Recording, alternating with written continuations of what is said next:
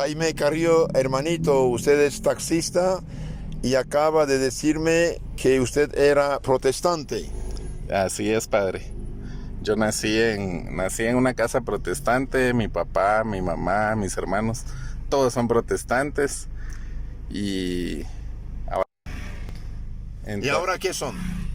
Pues ellos siguen siendo evangélicos, pero yo... ¿Y usted cuando era joven qué pensaba de lo católico? Pues en realidad, la verdad, yo nunca tuve curiosidad por aprender de la fe católica, porque mi papá nos había enseñado todo lo evangélico y yo estaba 100% seguro de que yo estaba bien. Él asistíamos a una iglesia evangélica bautista, pero cuando yo conocí a mi novia, que ahora es mi esposa, ella era católica y nosotros siempre tuvimos ese problema, porque yo iba a mis reuniones de jóvenes evangélicos y ella iba a su misa. Entonces yo le decía a ella que ella estaba mal, y yo estaba seguro de que yo estaba bien. Entonces, ¿qué pasó después? Y luego, pues, mi cuñada, la hermana de ella, era la que me empezó a enseñar un poco acerca de la fe católica y me llamó mucho la atención. Tanto que no se me olvida una vez que yo le dije a mi esposa, viéndola a los ojos, yo le dije, bueno, hagamos algo. El que tenga la razón, Dios lo va a cambiar.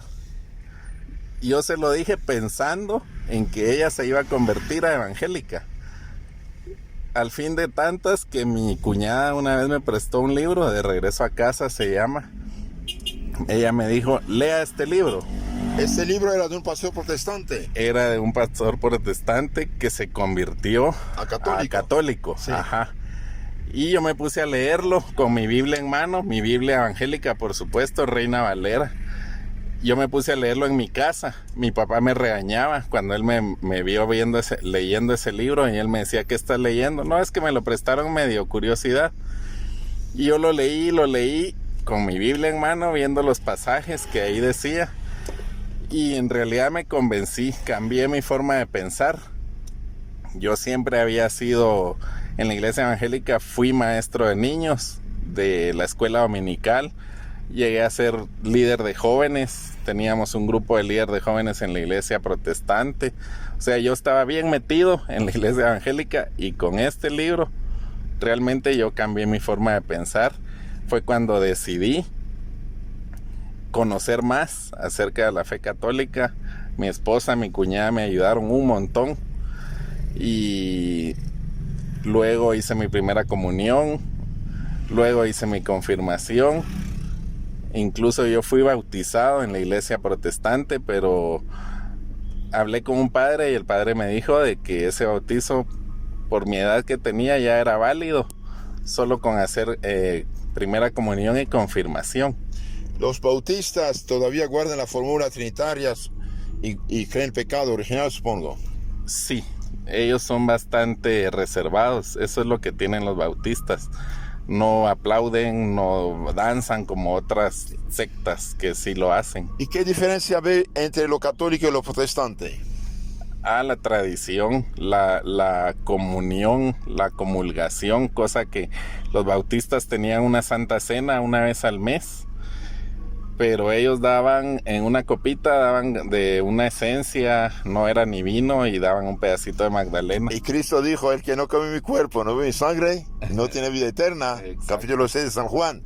Entonces, en lugar de hostia daban magdalena. Exactamente, daban un pedacito de magdalena. Qué lástima, pobre gente, ¿no? Sí. Mire, Cristo dijo, el que no come mi cuerpo y no bebe mi sangre, no tiene la vida eterna. Entonces los protestantes, aunque usen pan de trigo y vino de uva, no tienen sacerdote para consagrarlo. Entonces cuando un pastor hace una oración y da pan y vino a la gente diciendo cuerpo de Cristo, miente, o más bien no sabe qué dice. ¿Por qué? Porque él no tiene poder de consagrarlo, y por lo tanto pone en riesgo la salvación eterna de esas almas, puesto que Cristo dijo, el que no come mi cuerpo, no bebe mi sangre, no tiene la vida eterna. Ellos, por no tener sacerdocio, no tienen quien tenga poder de consagrar el cuerpo sangre de Cristo, y por lo tanto no lo tienen. Y Cristo dice, el que no lo come, no tiene vida eterna. Y del perdón de los pecados, ¿qué decían los protestantes? Lo que decían era de que la salvación no se pierde. ¿No se pierde? Eso es lo que Un adúltero que era protestante hace un adulterio, por ejemplo, ¿no se condena? No, lo que nos enseñaron a nosotros ahí es de que media vez uno acepte al Señor Jesús como su único y suficiente Salvador, desde ese momento uno ya es salvo. Ya está salvo, pero no está en el paraíso. ¿Y por qué San Pablo dice, yo que predique a otros, castigo mi cuerpo para que no me pierda a mí mismo? Entonces, ¿acaso San Pablo no es más santo que nosotros? Sí. ¿Y por qué San Pablo dice, tenedlo por dicho, ni adúlteros ni fornicarios van al cielo si no se convierten? Entonces, un adúltero sí pierde la salvación. Exacto, sí, se Dice, pierde. mire qué ilógico, ¿no? Ajá. ¿Qué más te decían de los difuntos? De los difuntos, solo decía que los difuntos los enterraran y ahí se terminaba todo. No hablaban más. ¿Y a dónde va el alma? Al cielo. Si ya habían aceptado a Jesús, al cielo. Quizás puede tener grandes sorpresas, ¿eh? Entonces usted dijo a su futura esposa que Dios cambia el que tiene que cambiar. Sí. Y pensaba que ella iba Yo a cambiar. aseguraba dentro de mí de que ella se iba a convertir. Y fue todo lo contrario. Entonces yo mismo lo dije con mi boca. El que tenga la razón, él va a cambiar. Y en realidad ella tenía la razón. Por el hecho de estar en la iglesia de 2000 años. La iglesia, una santa católica apostólica. No hay iglesias. Y usted ahora que eres católico, ves cómo están en peligro los hermanitos separados, ¿no? Sí, hay mucho peligro porque en realidad hay muchos protestantes que jamás han tenido información acerca de la verdad, de la verdadera iglesia. Uno se encierra, cuando uno es evangélico, uno se encierra en su religión y uno ahí cree que está bien, simplemente dando clases a niños, simplemente dando clases a jóvenes y hasta ahí. Uno cree que eso es suficiente para irse uno al cielo. Entonces, cuando alguien peca, por ejemplo, en esas sectas, ¿qué hace para libertad del pecado? Una oración nada más, donde uno pide perdón y ya. ¿Y qué hacen del capítulo 20, 23 de San Juan, que dice a los apóstoles que eran sacerdotes, reciben el Espíritu Santo a quienes los pecados quedan perdonados? ¿Qué hacen de esto? No, nada. Ahí nada. Nada, a la basura. Sí. Pero si Cristo dio el Espíritu Santo para el perdón de los pecados, para algo, ¿no? Ajá. Entonces ellos dicen, acepta a Cristo como su Salvador suficiente y ya no te condenas. Exacto, sí. Así es lo que dicen ellos. Y cuando pecan, entonces, Una oración. Nada más. En un culto, hay cultos y hay alabanzas. Uno llora, uno se arrepiente ahí y uno ahí ya cree que ya está. ya está en orden. Exacto. Entonces, ¿estás contento, feliz de ser católico? Bastante. Dios me ha puesto muchas personas en el camino que me han ido enseñando. Me han ido enseñando porque yo llevo 8 años de casado, aproximadamente el mismo tiempo de ser católico, y he encontrado a personas que me han ido enseñando. Ya me impuse el escapulario el año pasado y por ese camino va mi hijo también. Ya ahorita mi hijo va a estar en sus clases de primera comunión y estoy contento porque ahora sí estoy seguro de que donde estoy es el camino correcto. Y el libro de Hans Scott, Roma, Dulce Hogar, ¿esto te ayudó mucho? Ese libro fue el que me hizo cambiar mi forma de pensar. Me ayudó mucho, mucho, mucho el testimonio de él. Que él también como era pastor, pero sufrió porque su esposa no quería seguirlo. Exacto, sí. Sí. Bien, muchísimas gracias, hermanito. Que Dios lo bendiga y bienvenido a casa también. Gracias, padre. Gracias. Yo tuvo que estudiar lo católico y finalmente al leer el libro de Hans Scott, un ex pastor protestante hecho católico, usted cambió de opinión. Sí, así es. Al leer yo ese libro aprendí muchas cosas de la fe católica y me hizo cambiar mi forma de pensar. Cuando usted era joven protestante, ¿qué decían acerca de la salvación los protestantes? Pues decíamos que la salvación no se perdía, que era suficiente con aceptar a Jesús como único y suficiente Salvador, y con eso ya tenía uno para ser salvo, para irse al cielo. Y cuando pecaban, ¿qué hacían para librarse del pecado? Pues simplemente pedirle perdón a Dios en una oración, y con eso ya uno quedaba limpio de pecado. Y haga lo que haga, no importa. Sí, fuera lo que fuera el pecado. ¿Y cómo ves esto ahora? Ahora me da risa, todo lo contrario, porque antes no había una consecuencia, que es lo que ahora yo logré entender.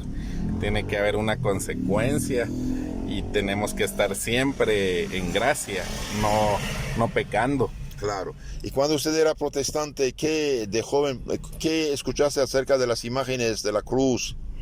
Pues las imágenes nosotros creíamos que eran idólatras los católicos por arrodillarse frente a una imagen de madera. Era lo que nos enseñaba en la iglesia evangélica. Tu papá, que es protestante hoy todavía, ¿qué te dice acerca de la Virgen de las imágenes? Pues él dice que él todavía no logra asimilar de que yo soy católico. Siempre he tenido ese problema con él. Quisiera saber también qué decían en esta secta protestante acerca del bautismo de los niños. Pues del bautismo de los niños decían de que cómo era posible bautizar a un niño si él ni siquiera tenía uso de razón. Exacto, pero ellos deben saber que el niño tiene pecado de Adán y Eva y no pecado personal. Entonces no bautizan a los niños. No, hasta que están en la edad de adolescencia y que ya uno puede tomar la decisión de bautizarse, hasta ahí lo hacen, pero de niño no. ¿Y si mueren, qué pasa con ellos?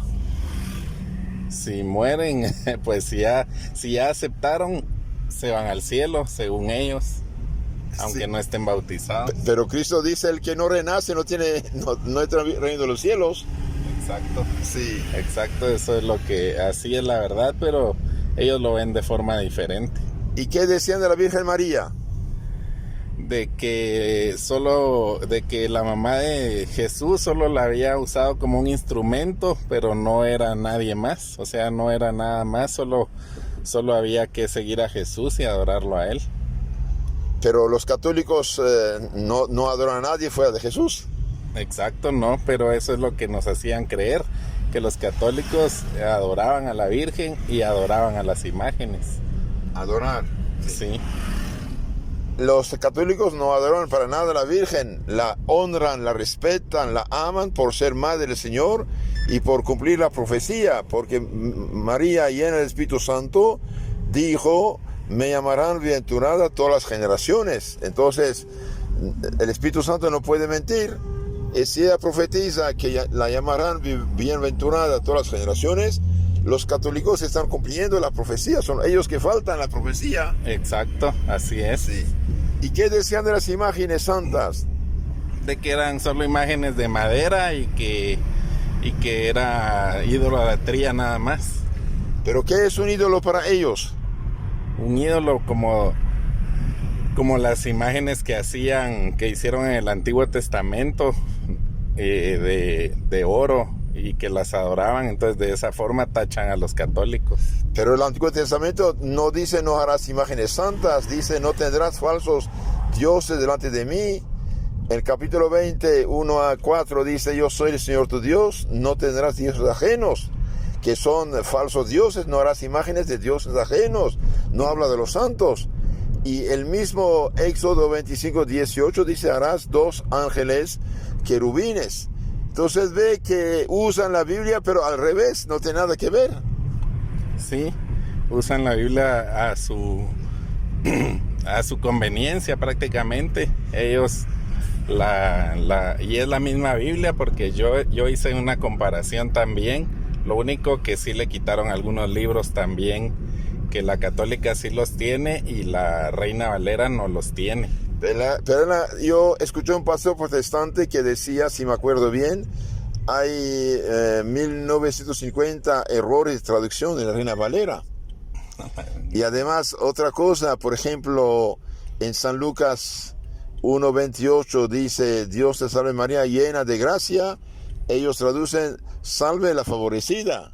Entonces ya no. Sí, es que se contradicen ellos mismos. Pobres de ellos, ¿no? Pobres de ellos. Y cuando hacían la Santa Cena, ¿qué les daban? Daban un pedacito de Magdalena y daban en una copita, daban una como esencia, no era vino, sino que era como fresco. Pero dice el Evangelio que tomó pan era pan de trigo, no había otro pan de trigo y vino, y vino de uva. Entonces ni respeta la materia que Jesús ha dejado. Sí, así es. Sí, pobrecitos. ¿Y qué decían del Papa, de los sacerdotes?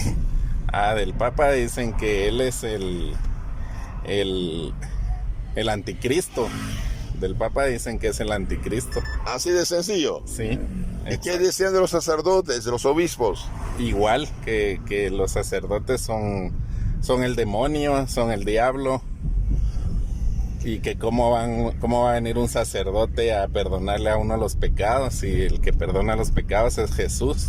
Pero Jesús dijo, recibe el Espíritu Santo, a quienes perdonan los pecados quedan perdonados, San Juan 20:23. Entonces, si Jesús dio este poder a los apóstoles, y los apóstoles los comunicaron a los obispos, que son los sacerdotes mayores, cada sacerdote el día de su ordenación recibe este poder que viene de Cristo.